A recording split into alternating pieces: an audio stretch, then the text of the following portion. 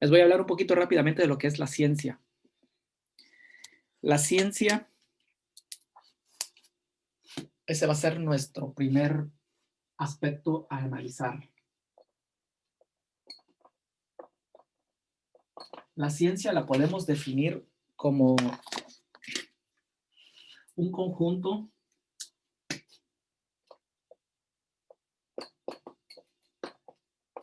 de conocimientos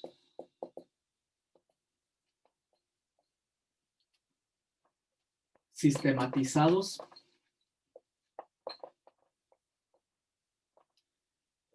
organizados,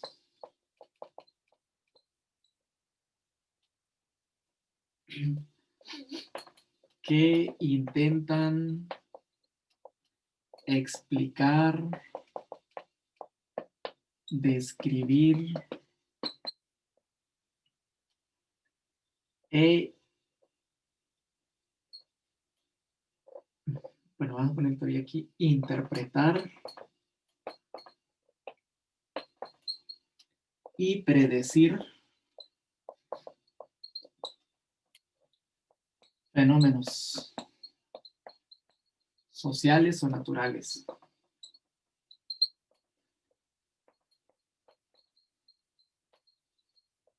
Bueno, una característica muy importante de la ciencia es que todos estos conocimientos que se adquieren a través de la investigación científica, a través del método científico, la finalidad única va a ser que deben estar sistematizados, deben estar organizados, un cuerpo de conocimientos bien organizados por disciplinas, sistematizados correctamente, y su función es explicar algún fenómeno social, explicar por qué sucede ciertas actitudes, por qué pasa esto, por qué ocurre lo otro, describe esas características de esa situación, de ese fenómeno, de ese hecho estudiado, e incluso tiene la facultad o la, ¿cómo se le puede decir? La cualidad de que tiene de poder describir perdón, se le dice esta palabra, predecir lo que puede acontecer en un momento dado, en una circunstancia o en un fenómeno. Por ejemplo, en el sistema meteorológico, vamos a ver la meteorología. La meteorología tiene la finalidad de decir cuál es el pronóstico del clima del día de hoy y asimismo también de adelantarse o anticiparse cómo va a estar el clima durante una semana, durante 2 semanas. O sea, tiene esa facultad de poder predecir situaciones que van a ocurrir. No siempre es certera, no siempre es correcta, no siempre es acertada una teoría. Tiene margen de error, lo habíamos comentado en la otra sesión. Hay un concepto que se llama falibilidad y ese es el margen de error que tiene la ciencia, que se puede equivocar. Hoy en día la ciencia se basa en los tipos de conocimientos que habíamos visto, de cómo se adquieren de las fuentes. Decíamos que había la fuente que era la experimental, que es el empirismo, y el racional, que es el racionalismo. Mucho tiempo estuvieron peleados esos dos fenómenos, es decir, una corriente por un lado y otra corriente por otro lado. Hoy en día la ciencia retoma los dos elementos, dice que es muy importante el empirismo porque nosotros observamos los hechos, pero no nos vamos a quedar con lo que nuestros sentidos ven, sino que se basa también en el racionalismo. Con el método científico valida lo que se ha visto, se ha escuchado, es decir, valida lo que nuestros sentidos captan. Entonces la ciencia hace uso de los dos métodos, del empirismo y del racionalismo.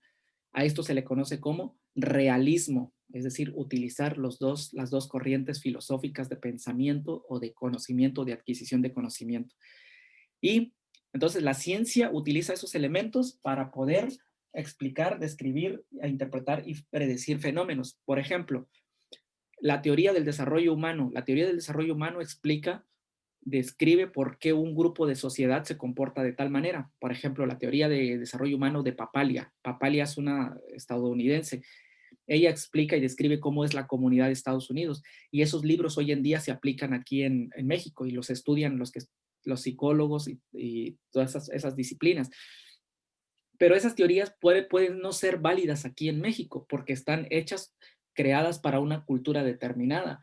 Entonces, la cualidad que tienen las teorías es que no son generalizadas, que no son generalizables, mejor dicho.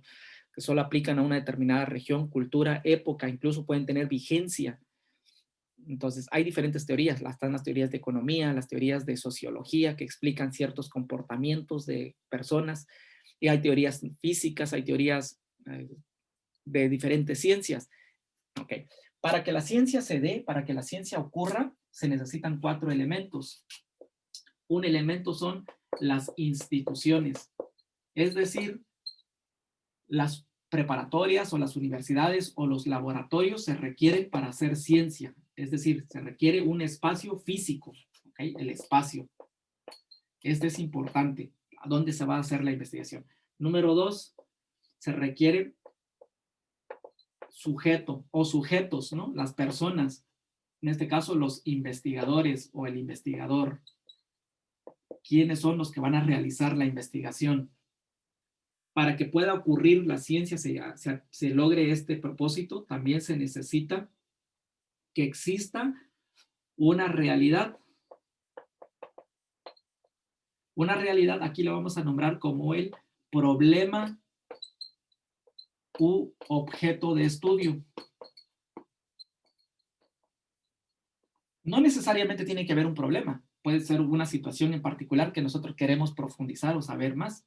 Por ejemplo, una planta no representa un problema, pero alguien puede hacer una investigación sobre una planta. Es decir, para ver sus propiedades físicas o químicas o sus beneficios en las personas. Entonces se necesita eso, el problema o la situación que vamos a estudiar, una conducta de un grupo social, etc. Y número 4, se requiere también de el método científico. Entonces yo ya tengo la institución, ya tengo el espacio donde lo voy a hacer, ya tengo el investigador o los investigadores, ya existe el problema o el objeto que vamos a estudiar, que vamos a solucionar, y ya contamos con el método científico. Es decir, aquí estaría toda la metodología, la pregunta de investigación, el planteamiento del problema, los objetivos, las hipótesis, el diseño, la muestra, etcétera, etcétera. Todo iría aquí en el método científico. Entonces, para lograr esto es necesario estos elementos, son necesarios estos elementos. Y aquí estamos hablando de que son aproximadamente 6 meses por lo mínimo para poder hacer un buen trabajo de investigación. Por lo mínimo 6 meses, pero en lo general se supone que deben ser de 1 año, 2 años o 3 años. Hay investigaciones que llevan ese lapso para poder conseguir un resultado confiable y verídico. Incluso lo veíamos en la sesión pasada que hay investigaciones que tardaron hasta 50 años para poder determinar algo con solidez y con firmeza. Bueno, eso es en cuanto a la ciencia. Ahora voy a hablarles sobre los tipos de conocimiento, tipos de investigación que existen. Existen muchas formas de hacer investigación. Si yo quiero hacer una investigación, puedo utilizar cualquiera de las formas que voy a mencionar aquí, la tipología. Son los tipos de investigación.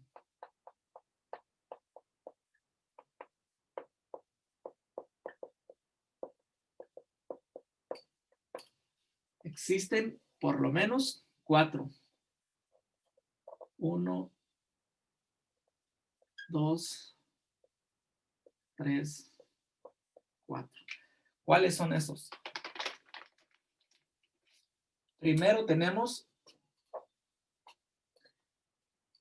por su propósito u objetivo. 2, por su procedimiento o forma de proceder. Procedimiento. Y número 3, por su enfoque. Y número 4, por su alcance. Puedo usar cualquiera de ellas o incluso hay investigadores que utilizan una combinación de estas particularidades que están aquí. Bien, por su propósito o por su finalidad o por su objetivo tenemos 2. La investigación puede ser pura o puede ser aplicada. Cuando hablamos de investigación pura, nos referimos a que el objetivo es solamente generar conocimiento, producir teorías, sin solucionar un problema en particular. No se soluciona un problema. La única finalidad es generar conocimiento, acrecentar, ¿sí? Es acrecentar el acervo cultural. Por ejemplo, si ustedes van a una biblioteca, miran bastantes libros: teoría del Estado, teoría general del derecho, teoría jurídica, derecho constitucional, derecho positivo. Luego esto es, por ejemplo, en el área de derecho. Se van en el área de contabilidad, ven todos los códigos fiscales, ven los libros de contables, normas organizacionales, etcétera. Se van al área de psicología, ven todas las teorías de psicología y ven una infinidad. Se van a la biblioteca de filosofía y encuentran todos los libros de filosofía, los pensamientos, pensamientos pensadores clásicos, corrientes filosóficas.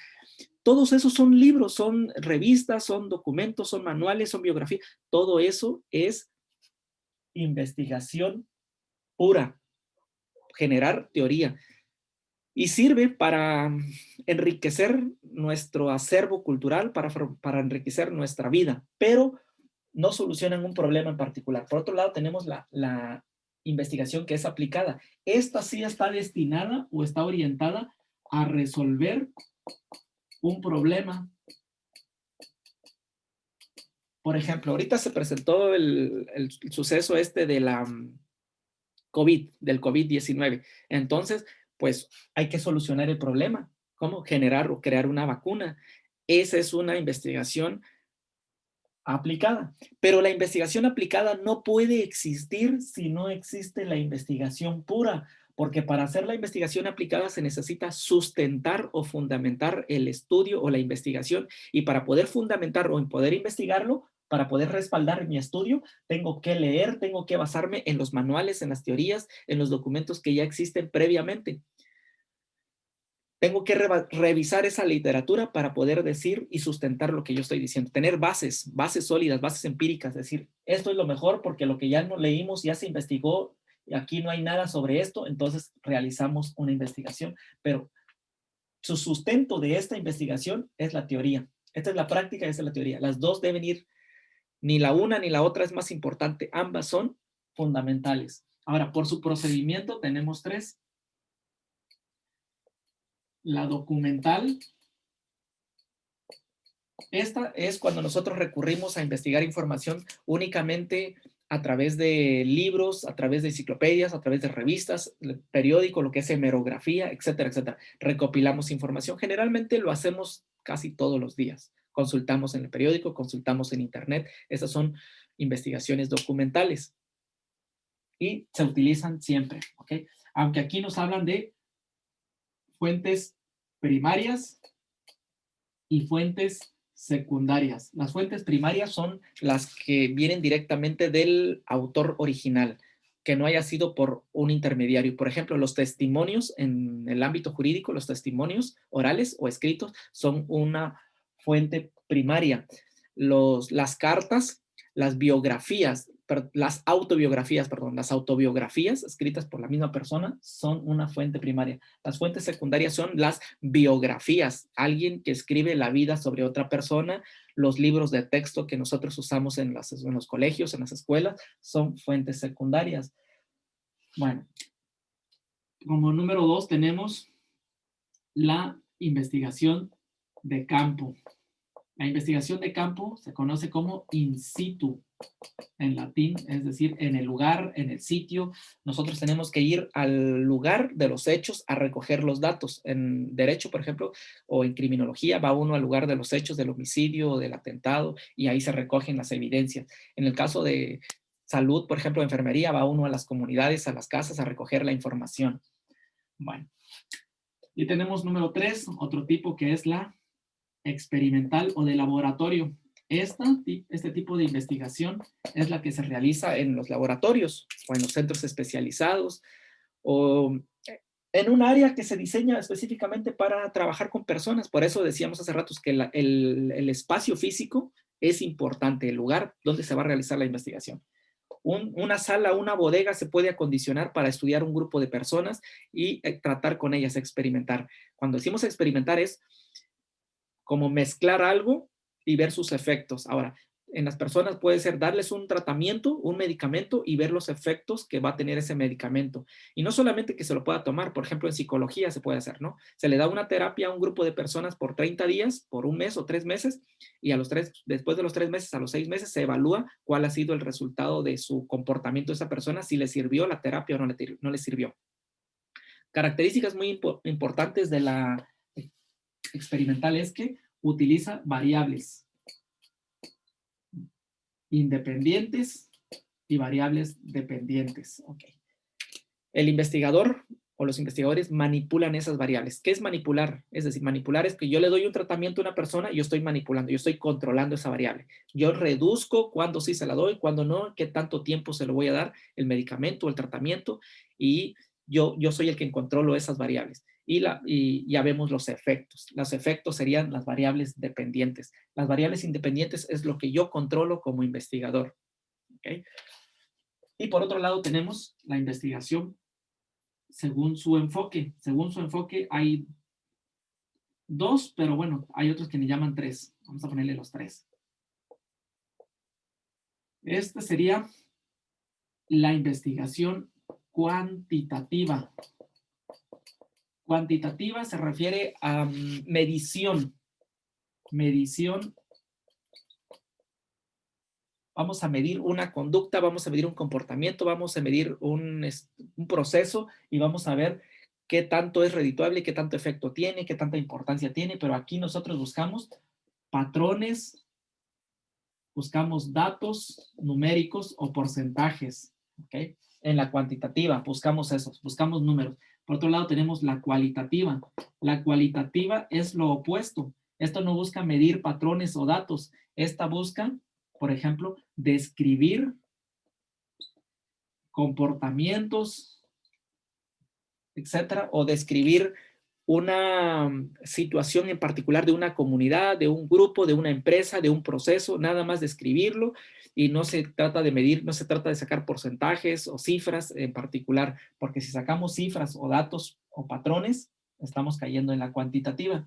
Y por otro lado tenemos la investigación mixta aquí. Esto es un enfoque que es la combinación de estos dos elementos. Okay. En la cuantitativa, es lineal. Una de sus características es que es lineal. Y cuando hablo de lineal, lo voy a poner aquí abajo. O sistemática, que es similar. O también procesos. Nos referimos a que este tipo va a ser así. 1, 2, 3, 4, etc. No se puede uno saltar los pasos. De aquí para acá tiene que ser secuencial. Esto es secuencial. En la investigación cuantitativa. Sí puedo regresarme aquí a reformular o replantear algo de aquí, pero no me puedo ir del 1 al 4 y del 4 al 8 y del 8 al 2, no. Ese es secuencial. Y una característica también es que tengo que manifestar hipótesis, decir cuáles son mis hipótesis, mis respuestas tentativas o provisionales, y tengo que comprobar si realmente son ciertas al terminar mi investigación. Formulo hipótesis, utilizo muestras cuantitativas, es decir, a través de fórmulas selecciono la cantidad de personas que van a estar participando, etc. Bueno, eso es en cuanto a la cuantitativa. La cualitativa, no es necesario generar hipótesis, puedo generarlas al principio, durante o al final, o incluso no puedo generar hipótesis. Y no hay una serie de pasos secuenciales, es decir, yo puedo empezar a recolectar primero los datos, luego hago mis entrevistas, luego puedo empezar a plantear el problema, luego me brinco a otro paso. Aquí puede parecer un desorden, pero la gente que sabe hacer investigación cualitativa sabe cuál es el orden que hay dentro de ese desorden aparente. Entonces no sigue una serie de pasos lineales o secuenciales como la cuantitativa, y no hay necesidad de probar hipótesis, sino que esas se pueden generar antes, durante o después, o incluso sin generar hipótesis. Y la mixta, pues, es la combinación de ambos elementos o de ambas investigaciones. Es la integración. Y tenemos otro tipo de investigación que se llama por su alcance. Por su alcance tenemos 4 tipos. Ok. Tenemos la exploratoria. La exploratoria se utiliza solo cuando nosotros no conocemos bien sobre un tema y quisiéramos profundizar, no conocemos bien el terreno y queremos hacer una investigación sobre ese asunto que no se ha investigado, o si se ha investigado ha sido muy poco, muy mínimo, y nosotros queremos conocer más sobre ese tema. Es como entrar en una selva donde nunca hemos ido y pues vamos explorando el terreno, a lo mejor con un guía así para no perdernos, pero de alguna manera es la primera vez que vamos sobre ese terreno, sobre ese sitio en particular, y exploramos y conocemos. La otra función o finalidad que es en cuanto a su alcance es la investigación descriptiva. En ciencias de la salud le llaman prevalencia. ¿Qué es esto de descriptiva o de la prevalencia? Nada más describir las características, las propiedades, las particularidades de un fenómeno, de un sujeto, de un grupo de personas, de un proceso, de un procedimiento, de una empresa, de una sociedad, etcétera. Solamente describir sin necesidad de buscar patrones, porcentajes, nada más descripción. La investigación, hay otra que se llama correlacional. También se le llama asociación o asociativa, correlacional o asociativa. Este tipo de investigación tiene la finalidad de buscar si una variable está relacionada con otra variable. Por ejemplo, si la cefalea, es decir, si el dolor de cabeza está asociado con la falta del desayuno. Por ejemplo, yo presento mucho cefalea, mucho dolor de cabeza, y a lo mejor es porque no estoy desayunando, entonces, o con la falta de azúcares de la mañana. Entonces necesito hacerme un estudio, necesito hacer una investigación si la cefalea está relacionada con la falta del desayuno. O a lo mejor no tiene ninguna relación y la cefalea se está produciendo por otro factor, por otro elemento. Esa investigación tiene esa finalidad, buscar asociación o relación. Por ejemplo, otro ejemplo de correlacional. Las calificaciones que yo como profesor asigno a mis alumnos están correlacionadas o están relacionadas con las calificaciones que ellos me dan a mí cuando me evalúan. Por ejemplo, si yo le pongo 10 a todos mis alumnos, ¿será que ellos me van a poner 10 también a mí? ¿Habrá una relación, algún vínculo, alguna conexión? O bien, yo puedo ponerles 10 a todos y ellos me pueden poner 8, 7, 5, 9 cuando hacen la evaluación a su docente. Buscar si hay alguna correlación. No siempre pueden suceder eso. Buenos días, Adrián. No te había visto, disculpa. No hay problema. No había visto tu mensaje. Bueno, entonces eso se trata de la correlación. Y también tenemos otro tipo de investigación que es la causal o explicativa. Explicativa. Esta causal, hay mucha gente que la asocia y la relaciona con la anterior, con la correlación, porque la causal tiene que ver buscar causa y efecto. Si este factor, si esta variable es la que está originando esta situación, por ejemplo, si no hay mucha producción en una empresa, ¿qué está pasando? Hay que buscar la causa. Ah, pues es la falta de motivación intrínseca o la falta de motivación extrínseca en los empleados. No se les están dando bonos, no se están dando recompensas, no se les reconoce su labor o no se les están dando los bonos de puntualidad, se le está negando esto, etcétera, etcétera. Entonces, se busca cuál es la causa y luego se dice, ah, pues este es el efecto. Y de alguna manera tiene lógica asociarlo con esto porque la causa está relacionada con algo. Entonces, muchos la llegan a utilizar y algunos la llegan a confundir. Pero también existe otra que se llama comparativa. Esa no viene en sus textos.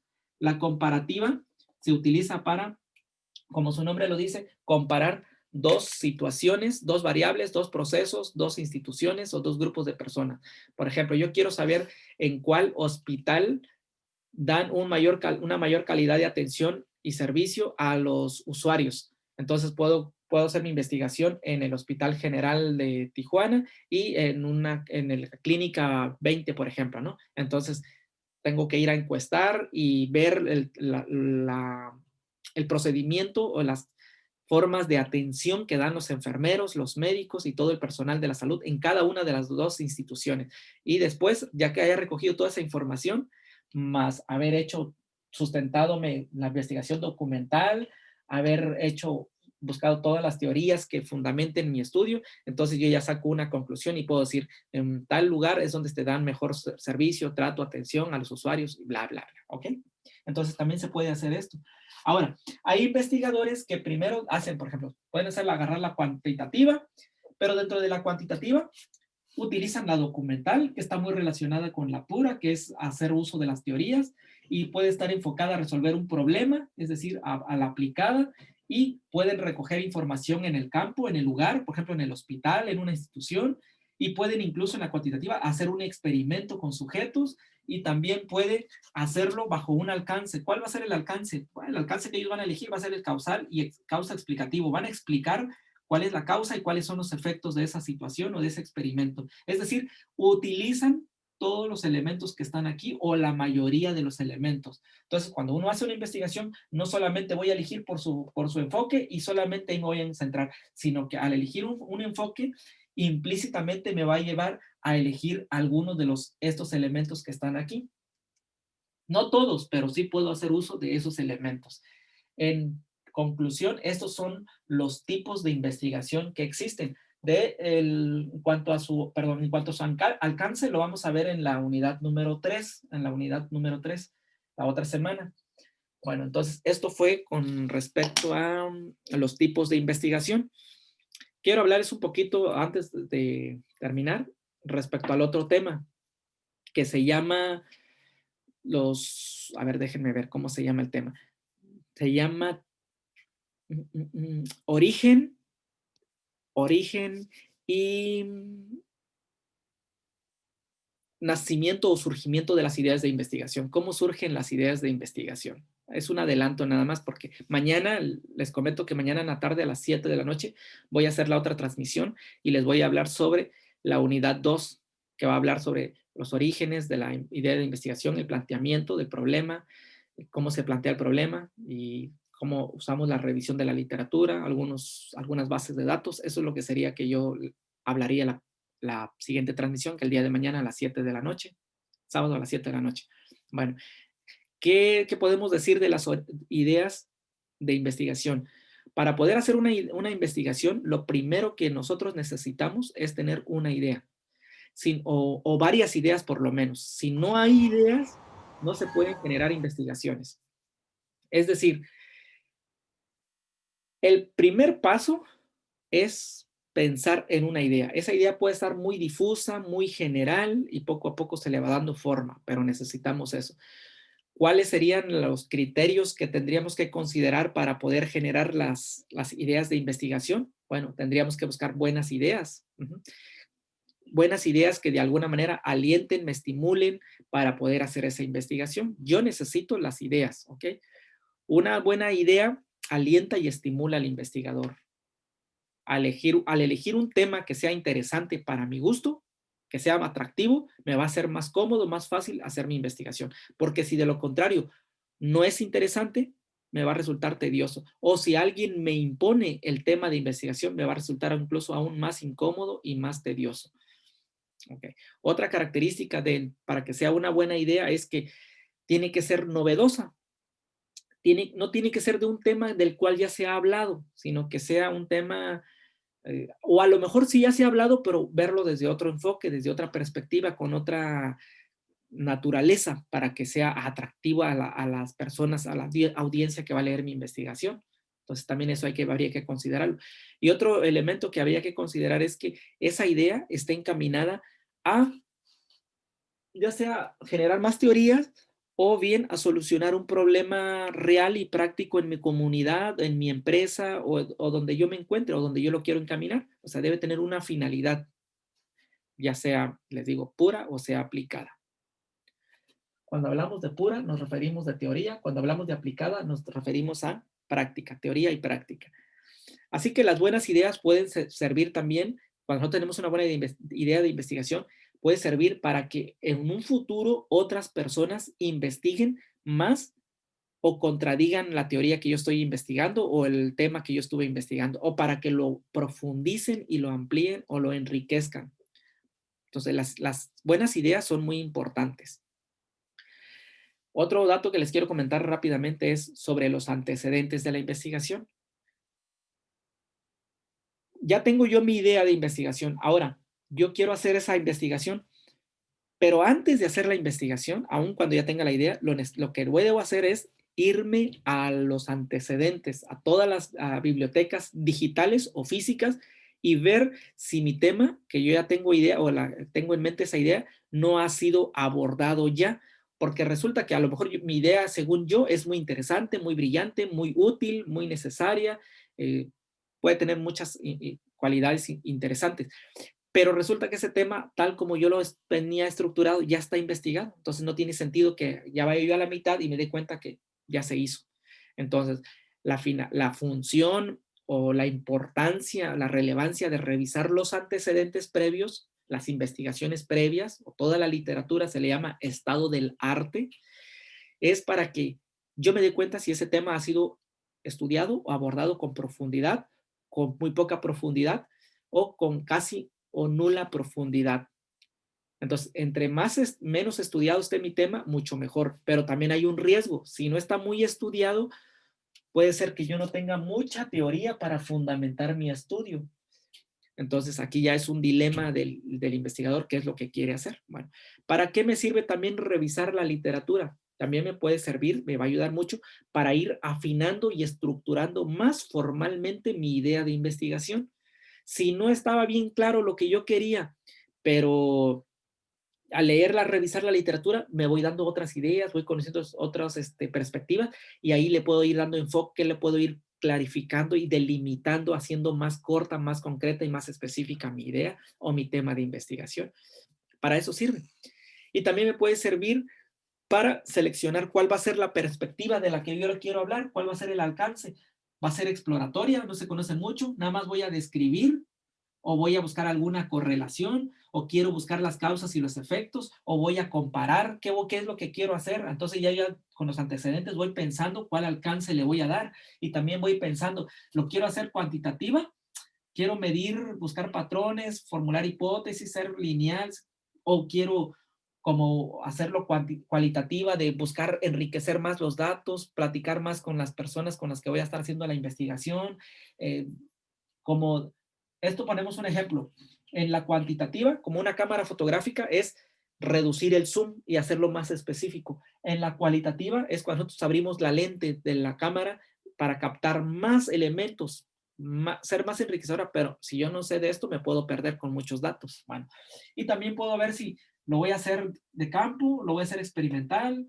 Esta sí es de ley, esta sí tiene que ir de ley, igual esta, ¿no? Entonces, al revisar la literatura, me voy dando cuenta de qué elementos de estos voy a tomar en consideración para hacer mi trabajo de investigación. Entonces, es muy importante el research previo, es decir, revisar toda la literatura anterior para que no caiga yo en errores de trabajos que ya están estudiados, investigados y todo ese tipo de cosas. Me ahorre el tiempo y no esté perdiendo la oportunidad de estar buscando material que ya ha sido revisado, que ya ha sido cuestionado o analizado en otros puntos, ¿no? Y bueno, más adelante ya les vamos a hablar de cuáles son las fuentes que me pueden generar buenas ideas de investigación. Pero por lo pronto, eso sería en cuanto a lo que son las ideas de investigación, que es muy importante, que es lo más básico, que es lo más elemental antes de iniciar una investigación. Tener considerado, tener contemplado esos elementos. Bueno, por lo pronto voy a cerrar hasta aquí con estos temas. Si tienen algún comentario, los que están aquí, Evelyn y Adrián pueden hacerlo y si no, terminamos. Y si gustan el día de mañana conectarse a las 7 de la noche, voy a hablar sobre un poco más de lo que son de las fuentes de originación, o fuentes donde se originan las ideas de investigación y del planteamiento del problema, cómo se plantea un planteamiento de problema. Y les voy a dar un ejemplo para que vamos a utilizar un ejemplo para ir desarrollándolo ya, como haciéndolo práctico esto de la investigación, para que no solamente quede como teoría. Hasta ver hasta dónde nos alcanza el tiempo. Y bueno, aquí dice Adrián que todo bien. Bueno, entonces, Profe, mande. yo tengo una duda, pero de respecto así a la materia, de si va a poner algún foro o algún entregable. Bueno, Evelyn, respecto a tu pregunta, fíjate que ya se cambió esa modalidad de los foros y del entregable, porque nos dimos cuenta y se dio cuenta la dirección que la mayoría de los alumnos de todos los cursos, desde primero hasta sexto y en casi todas las materias, como el 10 o mucho, el 20% de los alumnos son los que hacen los entregables y contestan los foros. Es decir, para los maestros no tiene ya ningún sentido estar poniendo un foro de 150 alumnos, nada más lo contestan 13 alumnos. De 130 alumnos, un entregable, nada más lo entregan 23 personas. Entonces, vieron que no era redituable y que muchos no alcanzaban a acreditar precisamente por lo del el entregable. Entonces, estábamos buscando otras formas y las mejores formas, llegaron a la conclusión, bueno, que nada más hagan lecciones y exámenes prácticos de tal manera que puedan acreditar. O sea, como una forma de ayudarlos, pues. Lamentablemente por eso ya no se están poniendo los entregables ni los foros, solo en la modalidad cuatrimestral donde estamos trabajando, perdón, semestral, ahí sí hay foros y hay entregables, pero es porque es semestral y están de lunes a viernes conectados desde las 7 hasta las 12 del día, me parece, los alumnos. Ah, ok, gracias. De nada, Evelyn. ¿O querías un entregable? Te lo pongo a ti nada más. No, pues es que yo tengo mucho tiempo libre, por eso no tengo ningún problema y sí los entrego. Sí, correcto, yo sé. En el caso tuyo, en el caso de Adrián, pues siempre estuvieron con los entregables. De hecho, no es por nada, pero fueron el grupo en Derecho y en Sociología donde más entregables hubo en comparación con otras materias. Aunque no lo entregaron todos tus compañeros, pero hubo más entrega aquí con nosotros. Así es. Entonces van a descansar de los entregables. Yo sí Dice, quería entregar. me imagino, Evelyn. ¿En algunas otras materias les están pidiendo? En historia nos pidieron uno, pero nada más fue uno. Sí, algunos van a poner uno a lo mucho y con un valor menos, ya no de 30, sino de 10, por lo mismo. Ok. Bueno, pues gracias, Evelyn. Gracias, Adrián. Nos vemos mañana si quieren conectarse. ¿Sale? Gracias, Adrián. Ahí Sí, está. profe, bye. Sale, pues. Bye. Tengan buena tarde. Igual. Gracias, igualmente. Sale, buen fin de semana también. Bye. Gracias. Bye.